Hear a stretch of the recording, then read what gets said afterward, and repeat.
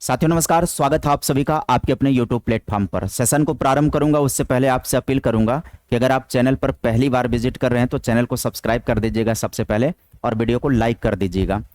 आज की इस कड़ी में हम चर्चा करने वाले हैं 10वीं पास के लिए बम्पर भर्ती की आप सभी को योजना देखने को मिल रही है। एक अवसर बेहतरीन देखने को मिल रहा, हालांकि पद बहुत ज़्यादा नहीं है तो इसे हम बहुत बम्पर तो नहीं कहेंगे, लेकिन हाँ जितने में ये अवसर है उतने में ये बम्पर ही कह सकते हैं।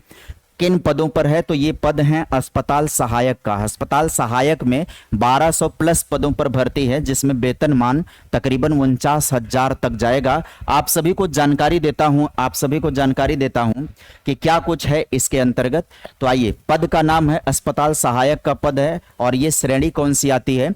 चतुर्थ श्रेणी आती है। कुल रिक्त पद 1200 हैं, जिसमें कैटेगरी वाइज बांटा जाएगा तो अनरिजर्व के अंतर्गत या जनरल के अंतर्गत कम ही पद पड़ेंगे, क्योंकि यहां पर आरक्षण का विवरण नहीं आपको समझा रहा हूं, मोटा मोटा बता रहा हूं कि कुल पद कितने हैं। लेकिन इसकी परीक्षा प्रणाली को जब आप देखेंगे समझेंगे ना, तब आपको लगेगा कि बेहतरीन पद है, क्योंकि इसकी परीक्षा के पैटर्न जो है, जो इसका एग्जाम है, उस तक अगर आप सोचेंगे देखेंगे तो आपको लगेगा कि परीक्षा मुझे देनी चाहिए।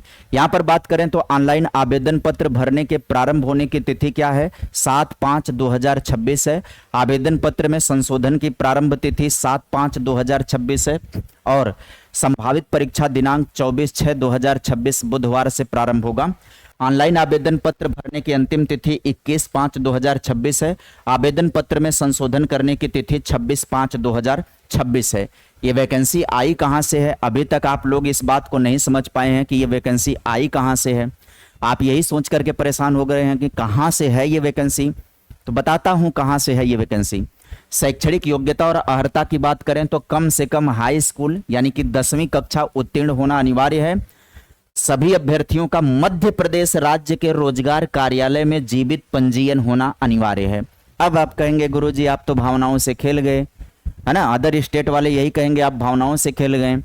मध्य प्रदेश में जीवित पंजीयन होना अनिवार्य है, इसका मतलब वैकेंसी तो मध्य प्रदेश की है, तो अपने का क्या है? तो भैया अदर स्टेट वाले भी अप्लाई कर सकते हैं, बशर्ते कि उन्हें मध्य प्रदेश रोजगार कार्यालय में पंजीयन करवाना पड़ेगा। पहले आप उस पर पंजीयन करवा लेंगे तो आप अदर स्टेट के हैं तो भी आप आवेदन कर सकते हैं।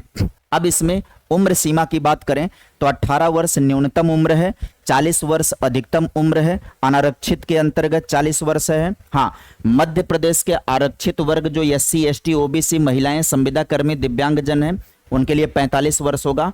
अधिकतम 5 वर्ष की छूट के साथ ये हो जाएगा। EWS वर्ग के अभ्यर्थियों को आयु सीमा में किसी भी प्रकार की अतिरिक्त छूट नहीं दी जाएगी। अन्य राज्य के अभ्यर्थियों के लिए स्थिति की बात करें तो ऐसे अभ्यर्थी जो मध्य प्रदेश के अस्थायी निवासी नहीं है, वे सिर्फ अनारक्षित यानी ओपन श्रेणी के अंतर्गत रिक्त पदों हेतु ही अपना आवेदन प्रस्तुत कर सकते हैं। अन्य राज्य के आवेदकों को आरक्षण अथवा आयु सीमा में छूट का किसी भी प्रकार का कोई लाभ नहीं मिलने वाला है। तो मध्य प्रदेश में यह वैकेंसी आई हुई है। मध्य प्रदेश ESB के तहत ये वैकेंसी जारी की गई है। अस्पताल सहायक की वैकेंसी है। अदर स्टेट के विद्यार्थी भी अप्लाई कर सकते हैं और मध्य प्रदेश के विद्यार्थी तो अप्लाई करेंगे। क्यों अप्लाई करना चाहिए? अगर आपके पास योग्यता है तो जाहिर सी बात है, आप हाई स्कूल पास हैं तो आपको ये अप्लाई करना चाहिए यदि किसी रोजगार की तलाश में है तो। अस्पताल सहायक की बहुत बुरी वैकेंसी नहीं होती है, बुरा पद नहीं होता है, ठीक है। बेरोजगारी के दौर में जो ही वैकेंसी मिले वही सही है ना? बेरोजगारी का आलम ऐसा आएगा, भविष्य में ऐसी भी समस्याएं आएंगी कि जो पद मिल जाए वही पद बहुत है ना? उसी के साथ संतुष्ट होना पड़ेगा। अब यहां पर बात कर दें आवेदन की प्रक्रिया क्या होगी, कैसे आवेदन किया जाएगा।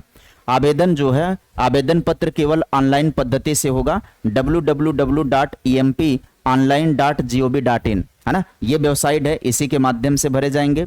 अभ्यर्थी का आधार पंजीयन होना और परीक्षा केंद्र पर बायोमेट्रिक सत्यापन होना अनिवार्य है। अब यहां पर आगे समझिएगा। परीक्षा शुल्क की बात करें तो 500 है। आरक्षित श्रेणी के अभ्यर्थियों के लिए परीक्षा शुल्क 500 रुपए है। मध्य प्रदेश के मूल निवासी आरक्षित वर्ग SC ST OBC EWS दिव्यांगजन के लिए परीक्षा शुल्क कितना है? 250 रुपए हो जाएगा। और कियोस्क के माध्यम से आवेदन करने, किसी और माध्यम से कियोस्क के माध्यम से आवेदन करने पर 60 रुपए रजिस्टर्ड सिटीजन यूजर के माध्यम से आवेदन करने पर 20 रुपए का अतिरिक्त पोर्टल शुल्क दे होगा। अब बात कर लें परीक्षा प्रणाली और इसका मोड क्या होगा। तो परीक्षा का मोड परीक्षा ऑनलाइन यानी कि सीबीटी माध्यम से होगी, कंप्यूटर आधारित परीक्षा होगी। परीक्षा की अवधि 100 वस्तुनिष्ठ प्रश्नों का केवल एक प्रश्न पत्र होगा, जिसे हल करने के लिए 2 घंटे का समय निर्धारित किया जाएगा, है ना। 100 प्रश्न पत्र होंगे, जिसे हल करने का कितना टाइम दिया जाएगा, 2 घंटे का समय दिया जाएगा।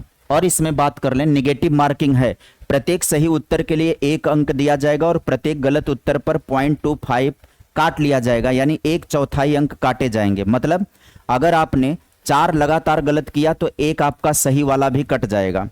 पासिंग मार्क की बात करें तो परीक्षा में पास होने के लिए अनारक्षित वर्ग को न्यूनतम 50% और आरक्षित वर्ग को न्यूनतम 40% अंक लाना जरूरी है। इसीलिए कह रहा था कि यह वैकेंसी बड़ी अच्छी वैकेंसी है।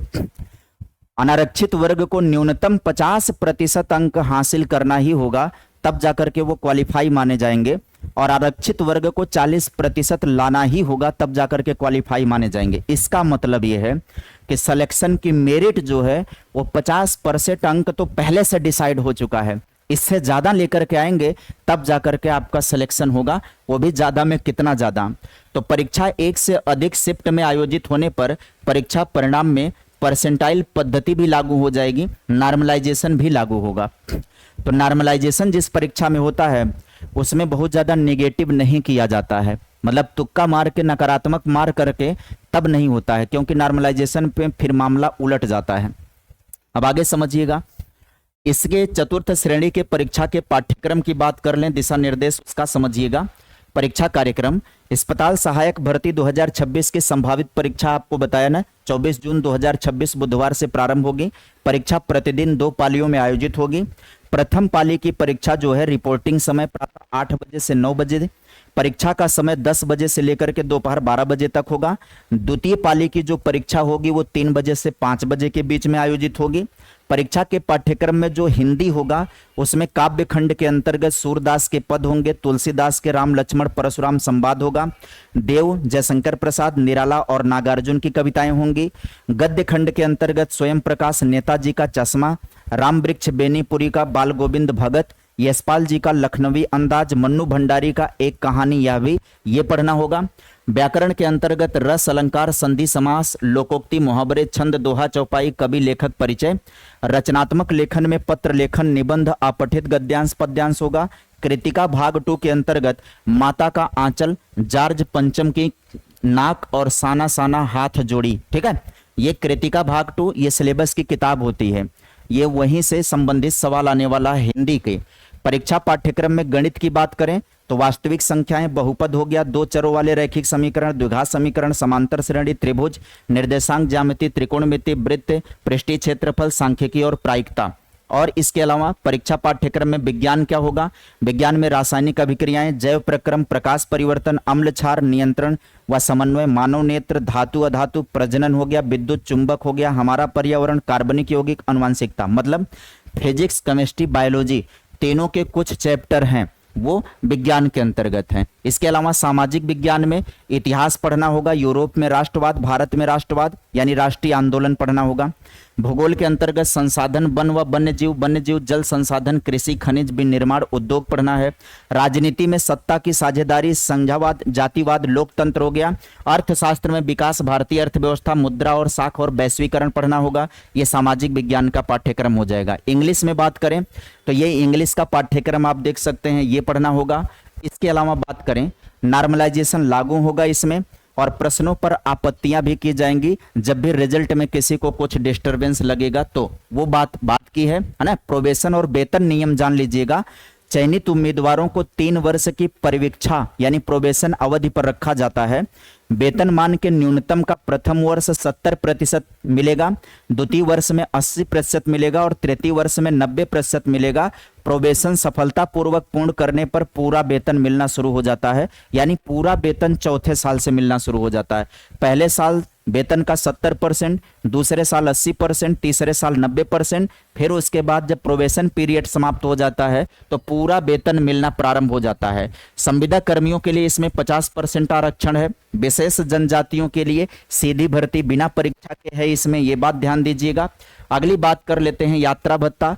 तो मध्य प्रदेश के जो मूल निवासी एससी, एसटी, ओबीसी और दिव्यांग अभ्यर्थियों को परीक्षा केंद्र तक आने जाने के लिए यात्रा व्यय प्रतिपूर्ति दी जाएगी और प्रतीक्षा सूची उपलब्ध कुल पद संख्या के 15% उम्मीदवारों की प्रतीक्षा सूची भी बनाई जाएगी। यह सूची परिणाम घोषित होने के 1 वर्ष के बाद नया परीक्षा परिणाम आने तक ये वैध रहेगा। परीक्षा के केंद्रों की बात कर लें तो 11 संभावित शहर जो होंगे उनमें से आवेदक को भरते समय 4 परीक्षा शहरों का प्राथमिकता के आधार पर नाम डालना होगा। इनमें क्या हो गया, रीवा है, सतना है, सीधी है, सागर है, जबलपुर है, खंडवा, उज्जैन, रतलाम, नीमच हो गया, इंदौर हो गया, भोपाल हो गया। ये शहर हैं, 11 शहरों में ये परीक्षा आयोजित हो रही है। जो आवेदन करने वाला विद्यार्थी होगा इनमें से 4 शहरों का चयन करेगा, वहीं पर उसका सेंटर बनाया जाएगा। तो उम्मीद करूंगा कि आप सभी को सारी जानकारियां क्लियरली पता चल गई होंगी। इसके अलावा भी यदि कोई डाउट होगा तो उन डाउट्स को आप कमेंट में लिख दीजिएगा, मैं उस पर वीडियो बना दूंगा या कमेंट में रिप्लाई कर दूंगा, जैसा भी होगा। तो बेहतरीन पद है, प्रयास करिए। अच्छी इसके मतलब 100 क्वेश्चन है टोटल, 2 घंटा का टाइम है और उसमें क्या पूछेगा, हिंदी पूछेगा, विज्ञान पूछेगा, सामाजिक विज्ञान पूछेगा, अंग्रेजी पूछेगा और भूगोल पूछेगा, इतिहास पूछेगा। बस यही आपका सिलेबस है। जो कॉमन सिलेबस होता है 10th लेवल तक का, उसी को पढ़े हुए हैं अगर ढंग से तो काम हो जाएगा इस परीक्षा में। फिलहाल आज के लिए इतना ही। Bye bye, take care, thank you.